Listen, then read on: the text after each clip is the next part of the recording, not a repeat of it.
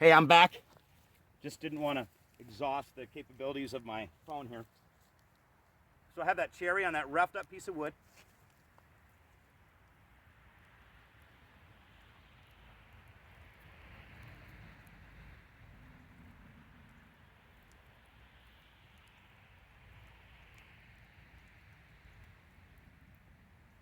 This will take some time. I mean, do it over a period of time. Now, I'm at the point where I'm just starting to get that ember inside the wood. Good idea to wear wool or cotton when you're doing this, not synthetics.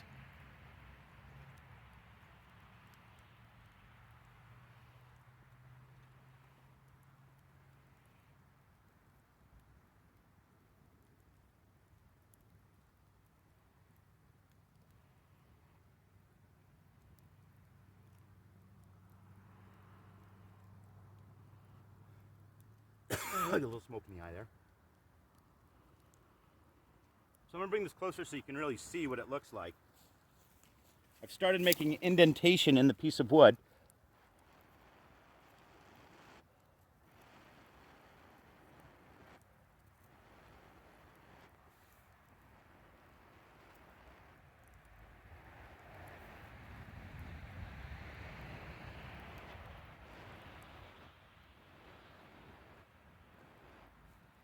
And now, if you look, I can take that coal off and actually have embers in the piece of wood.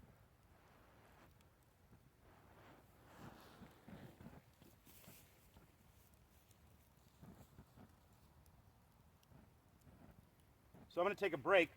If we were all in person, you would be on your way and I could go around and critique you. But in this case, we're not. So I don't think you want to look at me doing that for hours on end. However, I'm going to put some more pieces of coal on there, give it a little bit of oxygen, and I'm going to continue with my discussion that I've started here.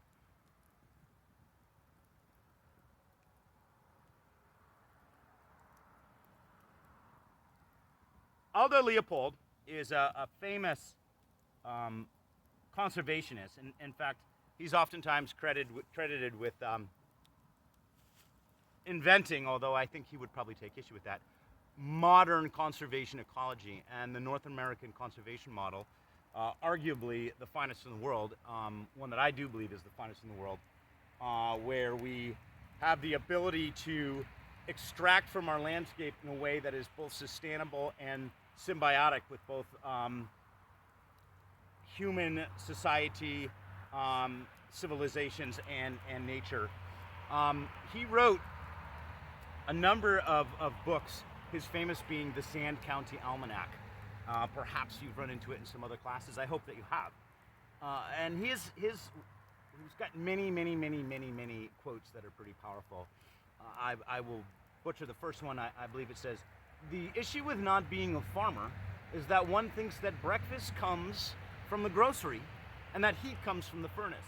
And of course, he's referring to a lack of depth in understanding the resources and where resources are extracted, which then I think can very quickly separate humans from their landscape, so that their way in which there's this innate desire to protect and conserve, but that can be misled because there's that lack of actual palpation to the earth that's around us. And as we are increasingly teched, kind of moved past the industrial age, but now we're in the tech age, and we're not getting closer to the land. It has to be a cognitive decision, and the idea that will come with some frustration. It'll come with real work. It's not instantaneous, but it comes with great rewards. It'll come with a lot of emotion, and self-reflection, all things that are really powerful. But I digress, and let me get back to my favorite quote by Leopold, which is, "To what avail are 40 freedoms without a blank spot on the map? I am young, and I am thankful that I will never be young without a blank spot." So what does that mean? If if I go back to freedom, what is freedom? Freedom means something different for everybody. But I think freedom means that we have autonomy in the face of a larger system. Freedom means that we have options. Freedom means that our identity is built on authenticity and experience, as opposed to a desire without any backing. Experiences that are based on actuality as opposed to just jumping through hoops and acting the part. I see so many folks today just acting the part, buying the right stuff, telling the right stories, paying the right person off, but never actually doing for themselves. And I'm convicted that you can do this in the face of a social contract. So you can go to college. And of course, I encourage it. I'm still going to college and I've been through a lot of it. I'm going to go through a lot more. But do it for yourself. Do it to get real knowledge that you can use, not that you're just jumping through someone else's hoops and pretending along the way. It's been frustrating. The course has been frustrating, and I have to believe that a lot of that has to do with just the online format, and I'm thankful that that has proved to be weak.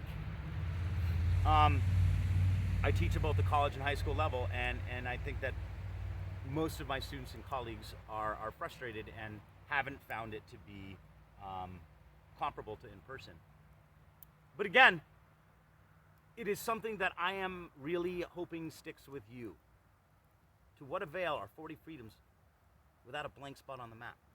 You've got to find that blank spot and fill it in for yourself.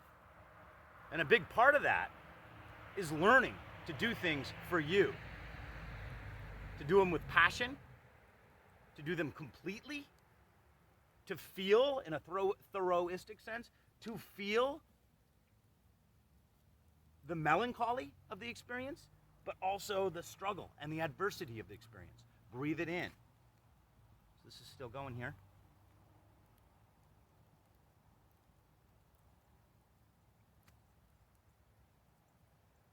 Notice my ember is now on my piece of wood. And I'll do this for a couple hours, and soon enough, I'm going to have a bowl.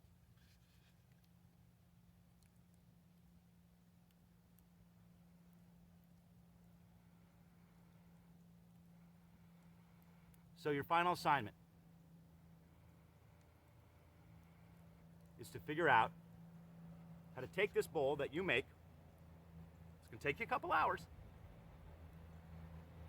And then take water from a stream and give me boiling water with no modern implements outside of a match. If you can do it with flint and steel, even better. Hopefully I'll have a couple other demonstrations for you, but that is really your end assignment here. Take this bowl that you make, fill it with water, show me boiling water. How are you going to do it? This is wooden. How are you going to make boiling water? Don't overthink it. Feel free to ask me questions.